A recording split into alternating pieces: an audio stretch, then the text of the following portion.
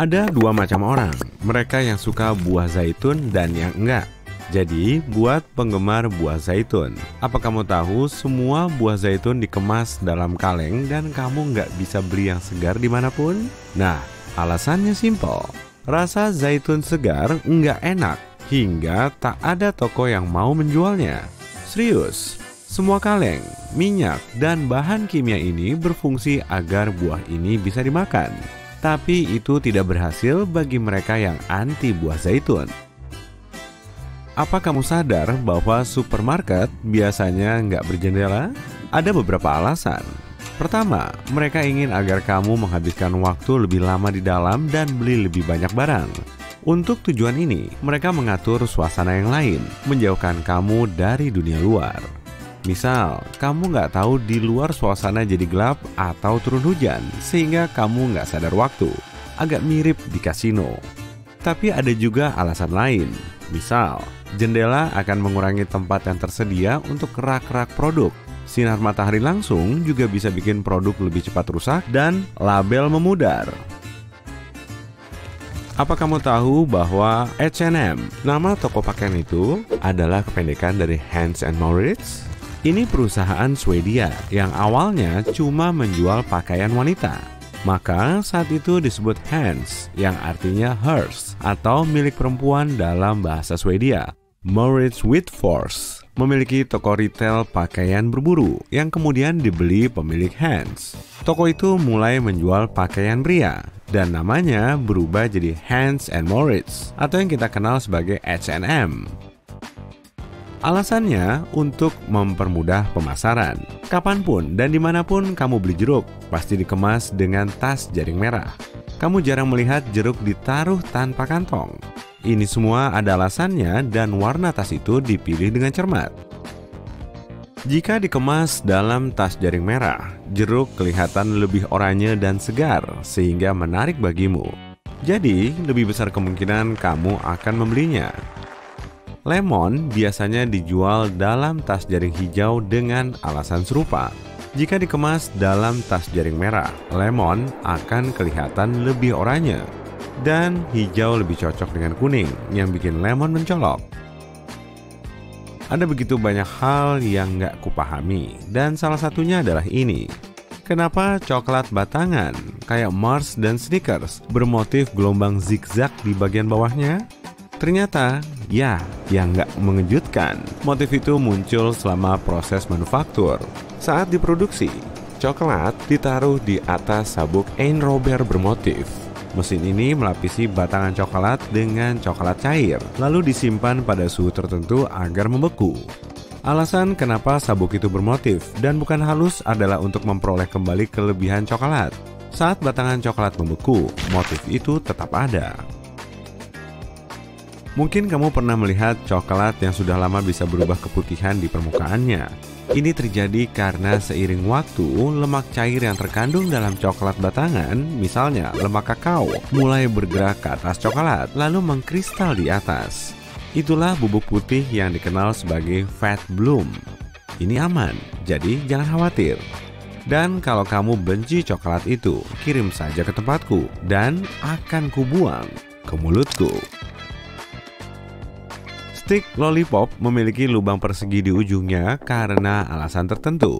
Saat permen dipasang di stik, sebagian masuk ke dalam lubang stiknya sehingga bagian ini lebih kokoh. Dengan begini, bola permen atau apapun bentuknya lebih kecil kemungkinannya terlepas dari stik. Ada berbagai warna kuning telur, mulai dari kuning pucat sampai oranye tua. Bergantung pada apa? Enggak, bukan pada jenis ayamnya. Itu cuma memengaruhi warna cangkang. Warna kuning telur bergantung bahan makanan ayamnya. Jika makanannya lebih banyak mengandung pigmen kuning atau oranye, warna kuning telur akan lebih gelap. Dan ya, kuning telur warna apa saja sama-sama bernutrisi, jadi jangan khawatir. Karena kita bahas masalah pertanian, lihat gudang-gudang ini. Apa persamaannya? Ya, warna merahnya. Dan ini kayak tren. Ada masanya ketika belum tersedia banyak jenis cat, orang harus bikin cat sendiri untuk gudang mereka. Bertahun-tahun lalu, petani menyegel gudang dengan minyak biji rami yang berwarna oranye. Ke dalam minyak itu juga ditambahkan susu, kapur, dan karat. Karat mudah didapat dan berguna, dan punya kekuatan melawan lumut dan jamur. Bersama, bahan-bahan ini mengubah campuran itu jadi merah, dan itu dipakai sebagai cat. Sekarang, ini cuma tradisi yang masih diikuti banyak orang. Mungkin kamu melihat bulu-bulu karet di ban mobil atau sepeda? Apa fungsinya ya? Nggak ada. Bulu-bulu itu muncul selama proses manufaktur ban. Karet dicampur dengan karbon hitam dan dimasukkan ke dalam cetakan. Bahan itu diratakan di seluruh cetakan di bawah tekanan udara tinggi. Agar menghasilkan ban yang bagus, karet harus menutup seluruh permukaan dengan rata. Tapi ada masalah. Gelembung udara terbentuk di antara cetakan dan karet. Untuk membantu pelepasan udara, seluruh cetakan ban diberi lubang-lubang kecil. Sebagian karet memasukinya. Dan begitu ban siap, terbentuklah bulu-bulu kecil itu. Nggak ada yang berminat menghilangkannya karena sia-sia. Dan bulu-bulu itu nggak membahayakan siapapun. Titik-titik hitam kecil di jendela mobil disebut fritz. Nggak ada yang perlu dicemaskan. Titik-titik itu harusnya bikin permukaan kaca mobil lebih kasar agar perekat bisa menempel dan mengelem kaca pada bingkainya dengan lebih baik. Enamel hitam itu juga menghambat sinar UV yang bisa melelehkan lem di bawah pita di sekeliling jendela. Pita hitam itu lebih cepat memanas daripada kaca transparan. Titik-titik kecil itu membantu menyebarkan suhu secara merata. Bus memiliki roda kemudi yang besar karena alasan tertentu. Bus berukuran lebih besar dari mobil dan jauh lebih berat. Jadi, membelokkan bus lebih berat dan kamu butuh banyak kekuatan untuk itu dibanding jika kamu mengendarai mobil. Roda kemudi yang lebih besar dengan garis tengah lebih besar memungkinkan kendaraan lebih mudah membelok dan butuh lebih sedikit gaya dibanding jika roda kemudinya lebih kecil. Truk memiliki roda kemudi besar dengan alasan yang sama. Tempat duduk di bus biasanya bermotif terang. Alasannya agak menjijikkan. Motif ini bisa menyembunyikan noda di kursi. Makin besar kursinya dan makin banyak motifnya, makin sulit penumpang melihat noda-noda itu. Bahkan yang lebih bagus lagi, motif itu biasanya begitu terang, hingga tak seorang pun ingin melihatnya cukup lama untuk mengamati noda-noda itu. Jadi, ya, motif itu ada agar kamu memalingkan wajah. Dan jika kamu tetap melihatnya, agar kotoran itu kurang kelihatan. Boleh aku dengar kata "iuh"? Dan itu alasan persis kenapa rumah sakit dan hotel memakai spray putih untuk menunjukkan betapa bersih dan betapa tinggi standar mereka. Kita semua tahu, dalam kulkas ada lampunya. Aku yakin kamu pernah mencoba mengintip ke dalam untuk melihatnya ketika gelap, setidaknya sekali. Tapi di sisi lain, freezer nggak punya lampu. Jadi kenapa ya? Alasan utamanya adalah memasang lampu tambahan dalam freezer menambah biaya produksi. Mungkin kelihatannya nggak banyak, tapi ingat, ini bukan cuma satu lampu, tapi juga kabel, pemasangan, saklar, dan seterusnya. Dan produsen ingin menghemat uang sebanyak mungkin. Di samping itu, nggak ada orang yang benar-benar butuh lampu di freezer. Kamu nggak melihat freezer sesering bagian utama kulkas.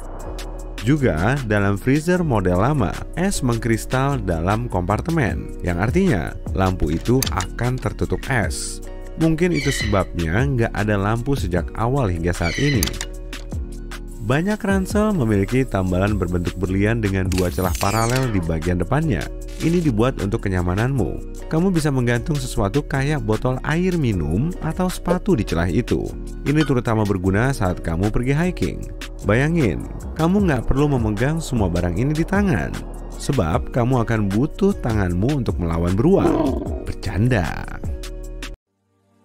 Ketika melihat planet kita dari luar angkasa, ada satu warna yang mendominasi. Itulah alasannya bumi disebut sebagai planet biru. Sekitar 3/4 dari dunia kita ditutupi dengan air, tapi masalahnya 96,5% dari air ini ada di lautan. Dan kalau kamu ingat saat pertama kali orang tuamu mengajakmu ke pantai, kamu dilarang meminum air laut kan? Jadi kenapa ya air laut asin dan tidak bisa diminum? Ada dua alasan utama. Yang pertama adalah air limpasan dari tanah. Air hujan bersifat sedikit asam, faktor pH-nya berkisar antara 5 hingga 5,5. Sebagai perbandingan, air murni memiliki pH 7 dan asam yang kita temukan dalam baterai pH-nya 0 lebih sedikit. Air hujan seperti ini mengikis batu ketika jatuh ke tanah, ion-ion pun terlepas seperti natrium dan klorida. Ion-ion ini berakhir di sungai-sungai yang akhirnya bermuara ke laut. Organisme hidup menghilangkan beberapa ion yang baik, tapi sisanya tetap ada. Seiring waktu, hal ini meningkatkan konsentrasinya di dalam air. Lautan memiliki sumber pembangkit garam sendiri. Ventilasi di dasar laut mengeluarkan cairan hidrotermal. Memang kedengarannya rumit, tapi mudah dimengerti. Air merembes melalui celah-celah di dasar laut, kemudian magma dari inti bumi bikin air jadi panas. Terjadilah reaksi kimia yang melepaskan air laut dari oksigen. Reaksi ini menyerap logam seperti besi dan seng. Ventilasi di dasar laut tadi melepaskan air logam ini kembali ke lautan. Selama letusan gunung berapi bawah laut, prosesnya semakin cepat, garam dan mineral lainnya secara langsung dilepaskan ke lautan bumi. Seiring waktu, garam terakumulasi di dasar laut dan membentuk kubah. Endapan ini juga terjadi di bawah daratan kering. Beberapa tempat di dunia memiliki banyak kubah garam, Teluk Meksiko adalah salah satu contohnya. Di bawah ombak, kubah garam mempengaruhi salinitas air. Faktor lain yang menentukan seberapa asin suatu perairan termasuk penguapan, suhu udara, dan presipitasi atau curah hujan. Aturan umumnya adalah salinitas akan rendah di dekat khatulistiwa dan di kutub. Semua samudra dan lautan diantaranya cenderung memiliki salinitas yang tinggi. Para ilmuwan memperkirakan bahwa garam terlarut membentuk 3,5% dari berat air laut dunia. Perairan yang bermuara ke laut seperti danau dan sungai adalah air tawar. Jadi kenapa air laut asin? Untuk menjawab pertanyaan ini, kita harus melakukan perjalanan ke masa lalu planet kita. Para peneliti percaya bahwa laut purba tidak terlalu asin seperti sekarang ini. Namun seiring berjalannya waktu, curah hujan menghanyutkan bebatuan di daratan, mengangkut garam dalam jumlah besar ke lautan. Proses ini telah berlangsung selama lebih dari 3,8 miliar tahun. Saat ini sekitar 4 miliar ton garam terlarut bermuara ke lautan bumi setiap tahunnya. Masukan dan keluaran garam cukup seimbang. Ini berarti salinitas air laut stabil. Jadi kenapa sih kita nggak bisa minum air laut? Kita sudah memasukkan garam ke dalam tubuh kita melalui makanan dan minuman. Ini disebut garam makanan. Organisasi Kesehatan Dunia atau WHO merekomendasikan agar manusia mengonsumsi tidak lebih dari 1 sendok teh garam per orang per hari. Kamu nggak boleh melebihi jumlah tersebut kalau kamu ingin menjaga kesehatan jantung. Berabad-abad yang lalu, daging sapi dan babi yang diasinkan adalah makanan standar para pelaut. Daging diawetkan dengan menggunakan garam. Di laut, buah dan sayuran segar akan membusuk hanya dalam waktu beberapa minggu, dan sebelum adanya pendingin, ini adalah satu-satunya cara untuk menjaga kesegaran makanan. Cara lain untuk menyimpan makanan adalah dengan pengawetan. Alasan kita tidak bisa meminum air laut adalah kandungan garamnya. Persentase garam dalam darah kita hampir 4 kali lebih rendah dari persentase garam dalam air laut. Tubuh kita tidak dapat memproses zat tersebut dalam jumlah yang tinggi. Ketika mengonsumsi garam sebagai bagian dari makanan, kita juga meminum cairan. Saat menyajikan pretzel misalnya, kamu mungkin juga akan meminum segelas air atau jus. Ini akan membantu memuaskan dahaga dan menjaga kadar garam tetap terkendali. Jika kita minum air langsung dari laut, yang terjadi justru sebaliknya. Kita hanya akan menjadi lebih haus. Tubuh kita menyerap air dan garam, kedua zat ini masuk ke dalam aliran darah kita. Organ yang bertanggung jawab untuk mengeluarkan semua garam ini dari darah kita adalah ginjal. Tapi ginjal juga membutuhkan air untuk melakukan tugasnya. Semakin tinggi kadar garam, semakin banyak air yang dibutuhkan untuk membersihkannya. Ketika proses ini berulang beberapa kali, kamu menjadi dehidrasi. Ini adalah proses kehilangan air dari tubuh. Lalu ada masalah lain, kamu akan mengeluarkan lebih banyak air daripada yang kamu konsumsi saat meminum air laut. Meminum air laut membuatmu lebih haus dibandingkan sebelum kamu minum air laut. Bukan ide yang bagus.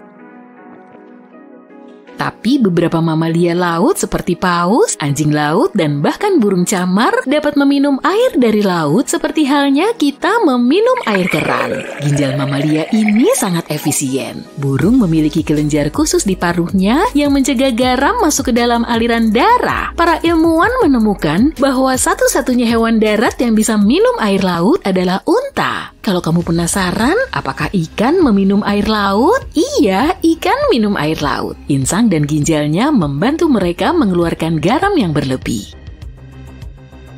Agar manusia dapat meminumnya, air laut harus terlebih dahulu melewati desalinisasi. Ini adalah proses menghilangkan garam dari air laut dan ada banyak garam yang harus dihilangkan. Diperkirakan jika kita menimbun semua garam laut di seluruh daratan bumi, maka tingginya akan melebihi patung Liberty. Itu sebabnya desalinisasi dalam skala global mustahil dilakukan. Saat ini kurang dari 0,5% dari air minum yang kita produksi berasal dari air laut dan permintaan air minum akan terus meningkat. Dengan tingkat konsumsi saat ini, berarti permintaan air tawar akan naik 2 kali lipat setiap 20 tahun. Masalah terbesar dengan desalinisasi adalah biaya energi. Desalinisasi membutuhkan 10 kali lebih banyak energi daripada metode produksi air lainnya. Dan jejak karbonnya juga sangat besar. Pabrik desalinisasi besar seringkali harus memiliki pembangkit listrik sendiri. Ini semua karena teknologi di balik prosesnya. Garam mudah larut dalam air, ini menciptakan ikatan kimia yang kuat dan sulit diputuskan. Fasilitas desalinisasi sebagian besar menggunakan osmosis terbalik untuk mencapai hal ini. Pompa besar memberikan tekanan pada air laut untuk mendorongnya melalui filter. Membrannya sangat halus, pori-porinya bahkan lebih kecil dari diameter rambut manusia. Filter ini memungkinkan molekul air untuk lewat, molekul garam yang lebih besar tetap terperangkap di dalam membran. Untuk setiap 1/4 galon air tawar yang dihasilkan pabrik melalui desalinisasi, pabrik akan menghasilkan air yang 2 kali lebih asin dalam jumlah yang sama. Bukan metode pemurnian air yang ideal sih. Gagasan bahwa manusia dapat meminum air laut bukanlah hal yang baru. Pada pertengahan abad ke-4 sebelum Masehi, seorang filsuf Yunani terkenal, Aristoteles, mempertimbangkan untuk menggunakan serangkaian filter untuk mengekstrak garam dari air. Kapal pada abad ke-16 memiliki penyulingan kecil dan portabel yang dapat merebus air laut. Ini hanyalah proses tambal sulam karena mengekspos air laut ke suhu yang tinggi tidak membuatnya dapat diminum. Pemrosesan termal seperti ini hanya mensterilkan air. Kamu harus menangkap uap yang menguap dan tunggu sampai dingin sebelum aman untuk diminum. Ini adalah metode yang rumit dan memakan waktu yang mungkin tidak sepadan dengan usahanya sendiri. Bayangkan sejenak, jika kita menyingkirkan semua garam dari lautan bumi, kita akan mendapatkan pasokan air minum yang tak terbatas. Tapi, apa kerugiannya? Ada jutaan spesies hewan dan tumbuhan yang mampu beradaptasi dengan air asin. Ini termasuk plankton, dasar dari semua kehidupan laut. Makhluk ini tidak akan sempat untuk beradaptasi dengan kondisi baru, dan tidak semua ikan seperti salmon yang bisa hidup di air tawar dan air asin. Peralihan yang tiba-tiba ini juga akan memiliki efek yang mendalam pada planet kita. Karena air tawar kurang padat, hal ini akan menyebabkan lapisan es di kutub utara tenggelam hingga 10 cm. Ini akan memicu gelombang pasang terbesar yang pernah terjadi di bumi. Meskipun ide desalinisasi dalam skala global terdengar bagus secara teori, kita tidak bisa menelanya bulat-bulat.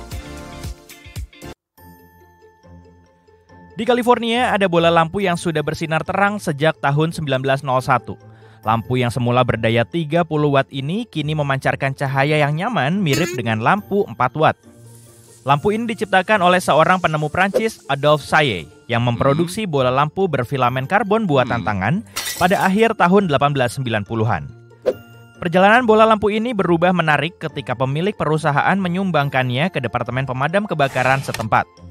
Sejak saat itu, bola lampu ini nyaris tidak pernah dimatikan dan mendapat predikat sebagai bohlam paling tahan lama di dunia. Nah, sekarang mari kita bahas masa pakai lampu modern. Masa pakai tergantung pada merek, teknologi, dan jenisnya. Saat ini, bohlam generasi baru bisa bertahan lebih dari 20.000 jam. Teknologi kita sudah maju dan berkembang lebih jauh, tapi bola lampu dari 2 abad lalu masih lebih awet dibandingkan model terbaru. Itu agak aneh. Dan kalau kamu perhatikan, kontradiksi ini tidak terbatas pada bola lampu. Rasanya, semua yang kita beli sekarang ini cenderung lebih cepat rusak dibanding dulu. Itu karena sesuatu yang disebut keusangan terencana. Ini adalah saat perusahaan mendesain produk agar cepat rusak atau tak lagi berfungsi dalam waktu singkat.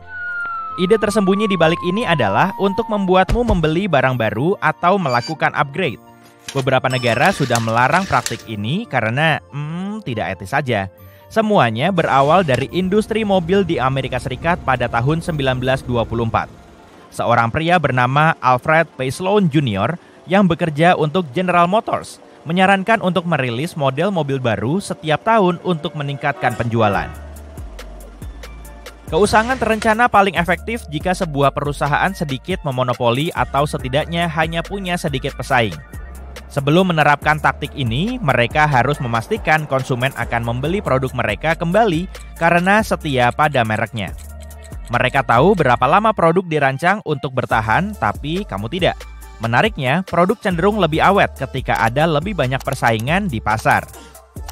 Sebagai contoh, ketika mobil Jepang dengan masa pakai lebih lama memasuki pasar Amerika pada tahun 1960-an dan 1970-an, produsen mobil Amerika harus lebih kompetitif dan membuat mobil yang lebih tahan lama untuk mengimbanginya. Lantas, apa sisi baik dan buruk dari keusangan terencana? Dari sudut pandang produsen, ini sangat bagus. Strategi ini membantu mereka menghasilkan uang dan menjaga roda perekonomian terus berputar, karena orang-orang terus membeli barang baru. Ini juga mendorong perusahaan untuk berinvestasi dalam penelitian dan pengembangan yang bisa menghasilkan inovasi-inovasi keren. Tapi sisi negatifnya, ada banyak sekali limbah yang dihasilkan. Jumlahnya luar biasa banyak. Ditambah lagi, kita membuang-buang sumber daya yang berharga. Ada beberapa bentuk dari gagasan ini. Keusangan terencana sistemik terjadi ketika komputer atau gadgetmu tidak bisa menerima pembaruan terkini atau terhubung dengan aksesori baru karena teknologinya sudah berubah. Jika ini terjadi, maka persepsi terhadap barang tersebut berubah. Misalnya, perancang ponsel pintar atau desainer mode mengubah gaya produk mereka untuk mengubah produk lama tampak kuno. Jika suatu barang dianggap kuno, berarti seperti punya tanggal kadaluarsa. Beberapa produk berhenti berfungsi atau dinonaktifkan setelah waktu tertentu yang memaksamu untuk membeli yang baru. Lalu ada keusangan terencana legal yang terjadi ketika ada undang-undang yang melarang penggunaan produk tertentu. Beberapa produk sengaja dirancang untuk tidak bisa diperbaiki. Pernahkah kamu mencoba memperbaiki barang elektronik yang rusak? Nah, beberapa perusahaan membuat hal itu mustahil dengan mengembangkan produk mereka sedemikian rupa agar tidak bisa dibuka atau diganti komponennya. Strategi produksi lainnya adalah dibuat untuk rusak. Beberapa produk sengaja dirancang agar cepat rusak. Produsen menggunakan bahan rapuh yang mudah rusak atau aus. Dan terkadang, kamu bahkan tidak bisa mengupgrade perangkat lunak di komputer atau ponselmu karena sudah tidak kompatibel lagi.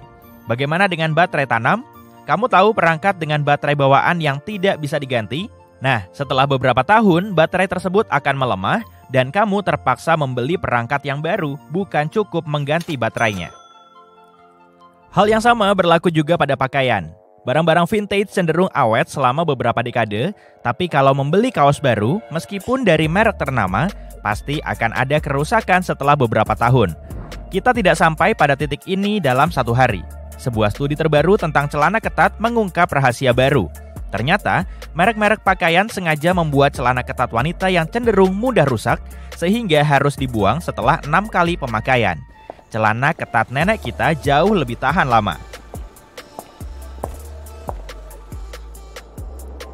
130 juta pasang celana ketat terjual di Prancis saja setiap tahunnya. Dalam studi ini, hampir 2/3 partisipan mengaku celana ketat mereka nyaris tidak bisa bertahan lebih lama dari 6 kali pakai.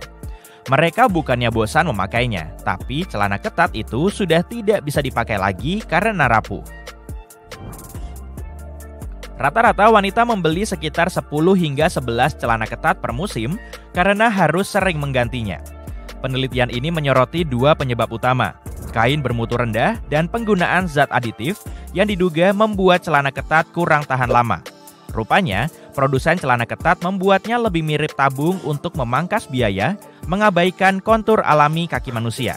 Mereka juga tampaknya kurang memperhatikan detail yang biasanya diselesaikan dengan tangan. Secara umum, dunia busana telah mengalami sejumlah transformasi besar dalam beberapa dekade terakhir, dan semuanya dipengaruhi oleh berbagai faktor. Kita bicara soal kemajuan teknologi, pergeseran cara berbelanja, dan perubahan cara pembuatan pakaian. Dulu, pakaian umumnya dibuat dari bahan alami seperti katun, wool, dan sutra. Pakaian-pakaian itu dirancang untuk bisa bertahan lama di lemari pakaianmu. Tapi sekarang, segalanya sudah berubah. Perhatian tertuju pada bahan sintetis seperti polyester dan nilon. Memang, bahan-bahan ini lebih murah untuk diproduksi, tapi mungkin tidak tahan lama atau kurang nyaman.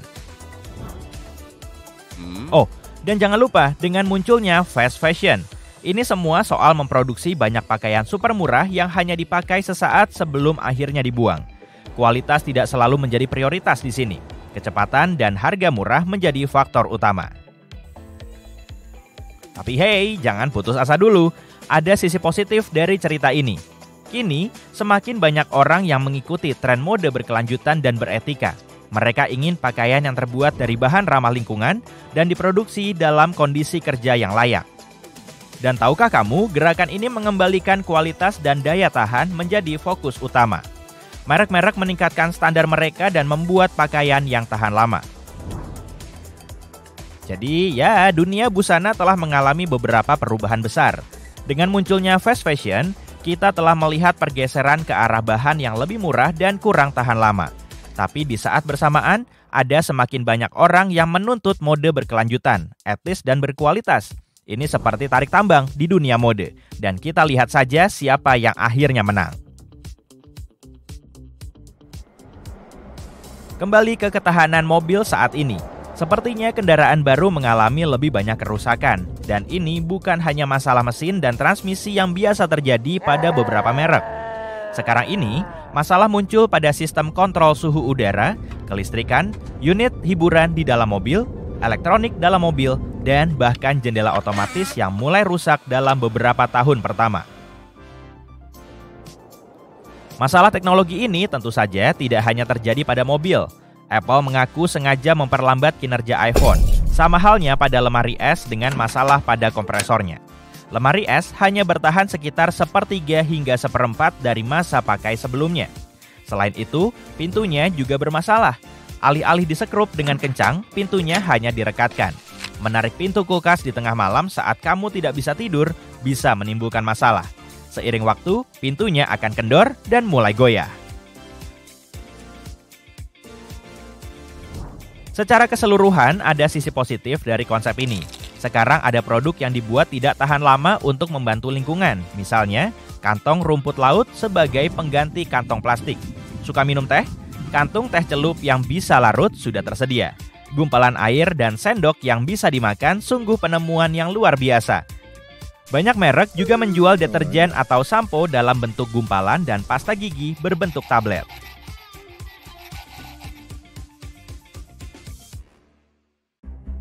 Yuk bahas tentang kalender, alat yang sangat penting dalam peradaban manusia. Bayangin kalau kita nggak punya kalender, kacau kan? Kita nggak akan tahu kapan harus merayakan ulang tahun, merencanakan liburan, atau bahkan datang ke acara-acara penting. Kalender menertibkan kehidupan kita yang sibuk dan membantu kita mengatur waktu. Namun, inilah bagian kerennya. Manusia telah menggunakannya selama ribuan tahun. Peradaban kuno menciptakan kalender unik mereka sendiri berdasarkan kebutuhan dan kepercayaan budaya mereka.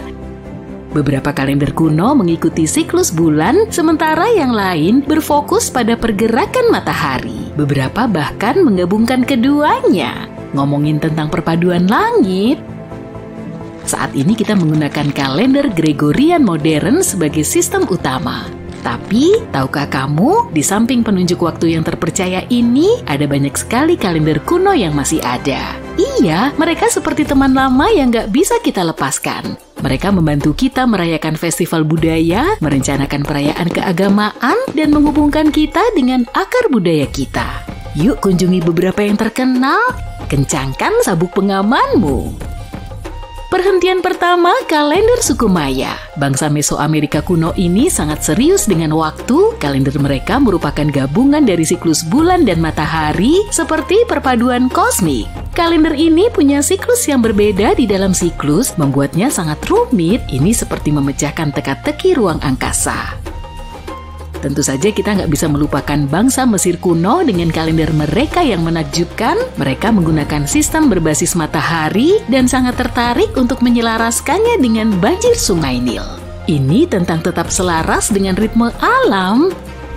Kemudian kalender Aztec, sebuah karya seni tersendiri. Kalender ini merupakan perpaduan yang memukau antara siklus matahari, bulan, dan ritual. Ukiran batunya yang rumit, batu matahari, bagaikan mahakarya kosmik yang menangkap esensi waktu.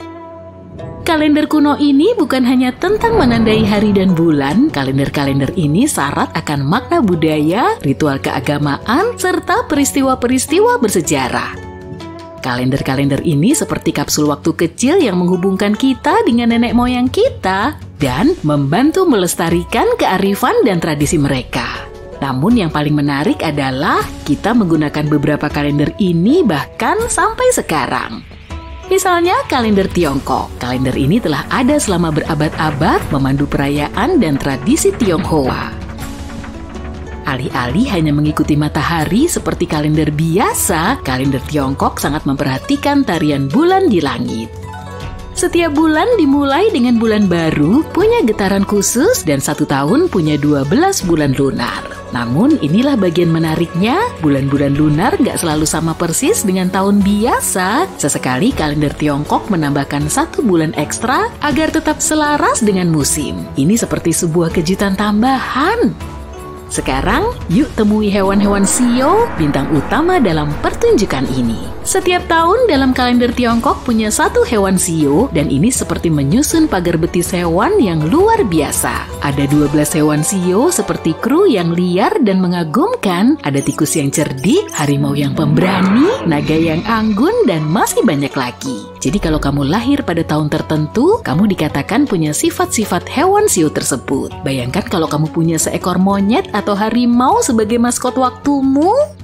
Tapi bagaimana kalender memutuskan hewan mana yang mendapat sorotan setiap tahunnya? Menurut legenda, ada sebuah perlombaan besar di antara para hewan. Tikus yang cerdik menaiki punggung kerbau dan memenangkan perlombaan dengan melompat di garis finish. Dan itulah sebabnya tikus bisa memulai siklus shio. Yuk kita bahas siklus ini. Apakah kamu tahu tahun berapa kamu dilahirkan? Cukup cari di Google dan yuk kita lihat hewannya. Lihat apakah kamu punya salah satu dari sifat-sifat ini. Setelah tikus yang cerdas mendapatkan momennya sebagai sorotan, kerbau yang perkasa akan menyerang berikutnya. Kerbau dikenal sebagai kerja keras dan tekadnya, seperti teman yang bisa diandalkan dan berkemauan keras yang selalu mendukungmu. Setelah kerbau, harimau yang tak kenal takut menerjang ke panggung. Dengan belang-belang megah dan tatapannya yang garang, harimau membawa semangat dan petualangan. Ia adalah teman kucing pemberani yang siap menjelajahi dunia bersamamu. Mengikuti auman harimau, kelinci yang licik melompat ke dalam pandangan. Bayangkan seekor kelinci yang lembut dan menggemaskan, selalu siap untuk membawa rasa manis dan harmoni. Kelinci menambahkan sentuhan kelembutan dan kreativitas pada parade shio, seperti angin sepoi-sepoi di musim semi. Selanjutnya, naga yang berani dan berapi-api. Makhluk legendaris ini naik ke atas panggung dengan kehadirannya yang megah dan kekuatan mitosnya. Ia seperti seorang teman dengan aura mistis yang mengisi udara dengan keajaiban dan kekaguman. Setelah naga, ular yang bijaksana dan intuitif masuk ke dalam pertunjukan. Ular ini membawa kebijaksanaan dan wawasan seperti pemandu yang menavigasi liku-liku kehidupan. Selalu menyenangkan punya orang kepercayaan yang licik dan pintar di sisimu. Berikutnya adalah kuda yang lincah dan menyenangkan. Bayangkan angin menerpa rambutmu saat kamu menunggang kuda di lapangan yang cerah. Orang bersio kuda mungkin punya jiwa petualang, selalu siap untuk perjalanan yang mendebarkan. Kemudian, domba yang anggun dan elegan. Dengan sifatnya yang lembut dan semangat mengayomi, domba membawa kedamaian dan keharmonisan pada shio ini. Ia adalah teman yang penuh perhatian untuk bersandar pada saat dibutuhkan, lalu mengikuti domba, monyet yang nakal mulai beraksi. Si Jail yang lincah dan pintar ini menambah keceriaan dan tawa dalam pesta. Ia adalah teman bermain yang menyenangkan, yang bisa mengubah momen membosankan menjadi petualangan liar. Setelah monyet, ayam jantan yang bangga dan percaya diri menunjukkan kemampuannya. Ini adalah burung yang luar biasa. Ayam jantan membawa kepercayaan diri dan ketegasan pada kru shio seperti seorang pemimpin yang terlahir secara alami. Selanjutnya, saatnya anjing yang setia dan rajin mengibaskan ekornya. Teman yang setia ini membawa kesetiaan, kejujuran, dan segudang cinta kepada keluarga shio. Anjing dikenal sebagai sahabat terpercaya yang selalu berada di sisimu. Dan terakhir, ada shio babi yang bijaksana dan lembut. Dengan moncongnya yang lucu dan bunyi oing yang riang, babi melambangkan kemurahan hati, kebaikan, dan kelimpahan. Shio babi adalah teman yang tahu bagaimana menghargai hal-hal baik dalam hidup dan membawa sukacita kemanapun dia pergi. Dan begitulah parade hewan shio dengan segala kemegahannya. Kalender Tiongkok juga punya unsur yin yang. Kalender ini memasangkan setiap hewan shio dengan salah satu dari 5 elemen, kayu, api, tanah, logam, atau air. Hal ini memberikan lebih banyak kepribadian ke dalam campuran tersebut. Ini seperti menambahkan bumbu pada koktail hewan shio. Kalender Tiongkok masih memandu perayaan seperti Tahun Baru Imlek yang semarak. Kalender ini juga membantu orang menentukan waktu yang paling beruntung untuk acara-acara penting dalam hidup. Perlu merencanakan pernikahan? Periksa kalendernya. Ingin memulai bisnis? Iya, kalender bisa membantu. Kalender ini seperti peramal yang memandu melalui lika-liku kehidupan. Jadi lain kali saat kamu melihat kalender Imlek, ingatlah ini adalah perayaan keajaiban bulan, keajaiban hewan, dan tradisi budaya. Sekarang kita masuk ke dalam kalender Hindu. Kalender yang satu ini adalah tentang merangkul siklus dan ritme kosmik. Alih-alih hanya mengikuti bulan-bulan biasa, kalender Hindu menyelaraskan diri dengan pergerakan matahari dan bulan. Ini seperti sebuah pesta tanpa henti dengan kosmos. Kalender Hindu juga masih digunakan hingga saat ini dan penuh dengan festival serta perayaan yang penuh warna. Dari Diwali, festival cahaya, hingga Holi, festival warna. Ini adalah pesta kembang api yang dikombinasikan dengan pertarungan paintball yang meriah. Kalender Hindu juga digunakan untuk perayaan keagamaan dan waktu-waktu yang menguntungkan. Kalender ini membantu menentukan waktu terbaik untuk pernikahan, upacara pindah rumah, serta acara-acara penting lainnya.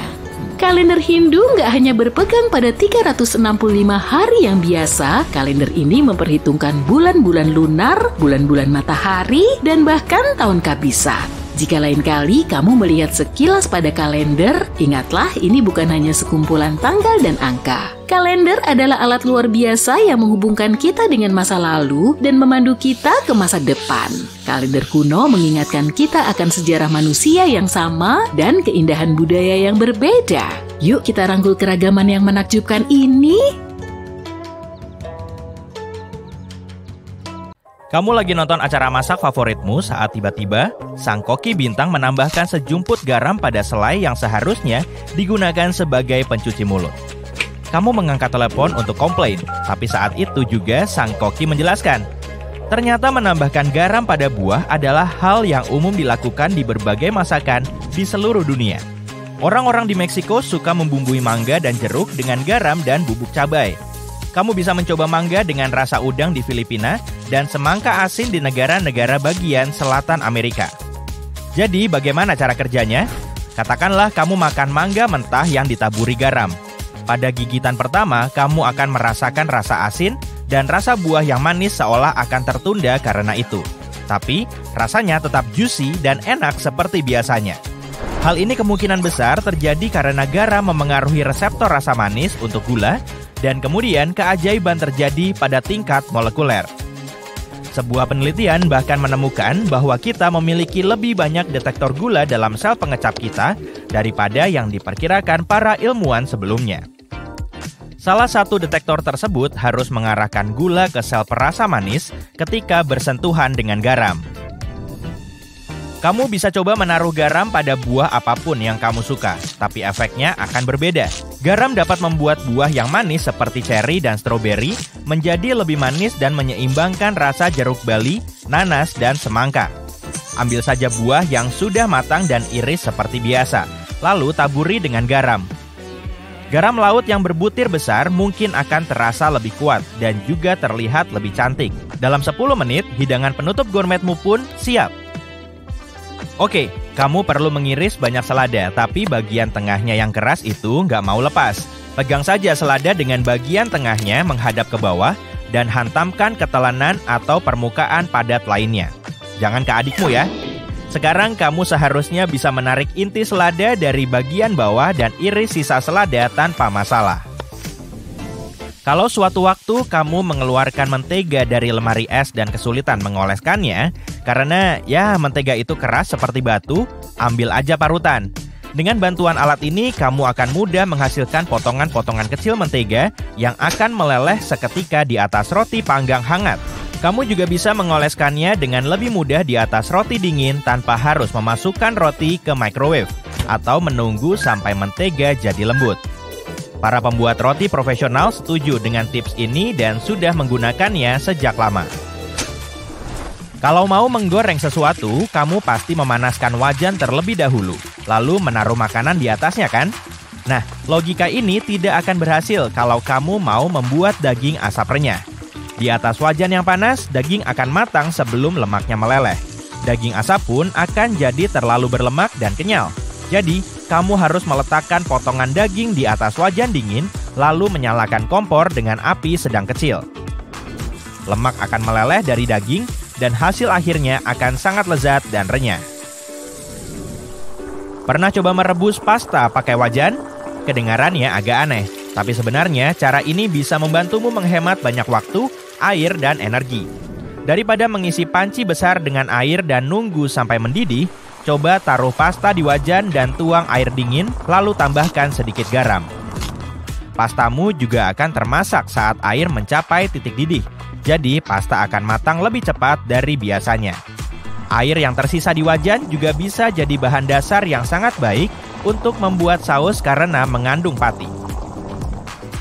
Campurkan dengan pesto, saus tomat, dan mentega bawang putih. Rasanya seperti keluar dari restoran gourmet. Rahasia memasak kentang tumbuk yang paling lezat dan lembut adalah dengan mengeringkannya sebelum menumbuknya. Setelah direbus, kamu bisa memasukkannya ke panci dan masak di atas api kecil, atau kamu bisa masukkan ke oven dengan suhu rendah. Kemudian tambahkan mentega cair yang akan melapisi pati di dalam kentang, dan baru kemudian tambahkan susu secara perlahan.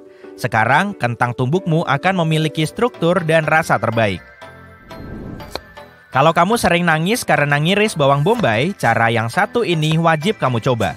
Kupas bawang, potong menjadi 2, dan masukkan ke kulkas dalam semangkuk air es selama setengah jam sebelum kamu mulai memasak. Alasan air matamu keluar waktu ngiris bawang adalah belerang yang diserap bawang dari tanah saat tumbuh. Waktu kamu iris, sel-sel bawang rusak, lalu asamnya bersatu dengan enzim yang memulai sejumlah reaksi dan melepaskan bahan kimia yang membuat matamu berair. Membekukan bawang bisa melemahkan bahan kimia tersebut. Untuk lebih meminimalkan efeknya lagi, gunakan pisau yang tajam untuk mengiris bawang. Dengan cara ini, kamu akan mengurangi kerusakan pada sel-selnya. Akan lebih mudah mengupas alpukat kalau kamu membekukannya terlebih dahulu. Taruh saja di dalam kulkas. Diamkan beberapa saat, lalu keluarkan dan bilas dengan air hangat yang mengalir. Sekarang kamu bisa mengupasnya dengan mudah dengan membuat beberapa sayatan berselang-seling. Cara terbaik untuk menjaga herba tetap segar adalah dengan menyimpannya seperti bunga. Kalau kamu nggak punya vas dengan ukuran yang pas, ambil stoples masan atau gelas dan isi dengan 1 inci air. Lalu masukkan herba ke dalamnya seperti yang biasa kamu lakukan dengan bunga mawar. Untuk peterseli dan daun ketumbar, tutup toples dengan kantong plastik dan simpan di lemari es. Kemangi suka sinar matahari, jadi sebaiknya dibiarkan terbuka di atas meja. Kalau kamu membuat terlalu banyak saus atau punya sisa saus kalengan yang sekiranya nggak cukup buat apapun, jangan dulu dibuang. Tuang saus ke dalam nampan es batu dan simpan di dalam freezer. Nah, kalau nanti kamu mau membumbui makanan, kamu selalu bisa menambahkan beberapa kubus saus ke dalamnya. Plus, sebagai bonus, yang sebenarnya udah jelas, saus akan bertahan lebih lama dengan cara ini daripada di lemari es. Apa bakso yang kamu buat bentuk dan ukurannya selalu sama? Kalau begitu, kamu bisa lewati tips yang satu ini. Tapi kalau kamu kayak aku, pakai aja scoop es krim untuk mendapatkan jumlah adonan daging cincang yang tepat. Bentuk baksomu pun akan ideal dan jari-jarimu nggak lengket. Cara termudah dan mungkin terindah untuk mengiris mangga adalah dengan mengubahnya menjadi landak. Cuci mangga di bawah air mengalir, tapi jangan ditekan ya. Sekarang letakkan berdiri di atas talenan dan potong menjadi 3 bagian dari atas ke bawah. Lewati aja biji yang rata di tengahnya itu, soalnya nggak bisa diapa-apain juga. Sekarang kamu dapat 2 potongan mangga yang kayak pipi lucu itu. Maksudku, bagian yang paling berdagingnya. Selanjutnya, buatlah sayatan melintang dan memanjang di daging mangga. Beri jarak yang cukup di antara sayatan dan jangan sampai menembus kulitnya. Lalu, tekan bagian belakang mangga hingga dagingnya menyembul keluar. Bentuknya mirip sesuatu? Iya, landak. Dan itulah nama metode irisan ini. Langkah terakhir adalah mengiris potongan mangga ke mangkok, lalu makan. Tips yang satu ini bisa jadi tips sarapan favoritmu. Kamu bisa memasak telur dadar di dalam muk. Ambil cangkir besar yang aman untuk microwave dan lapisi bagian dalamnya dengan minyak zaitun atau semprotkan dengan cooking spray. Tambahkan 2 butir telur dan 1 sendok makan susu. Lalu aduk dengan garpu. Sekarang, tambahkan garam dan merica, serta keju, sayuran, dan pelengkap yang kamu suka. Masukkan ke dalam microwave dengan suhu tinggi selama 30 detik. Keluarkan, aduk dengan garpu, lalu masukkan lagi selama 30 detik. Dan, tara, sarapanmu siap disajikan. Tapi pastikan pakai cangkir lain buat bikin kopi ya. Bisa-bisa ada telur dadar di kopimu, dan aku belum punya resep untuk itu.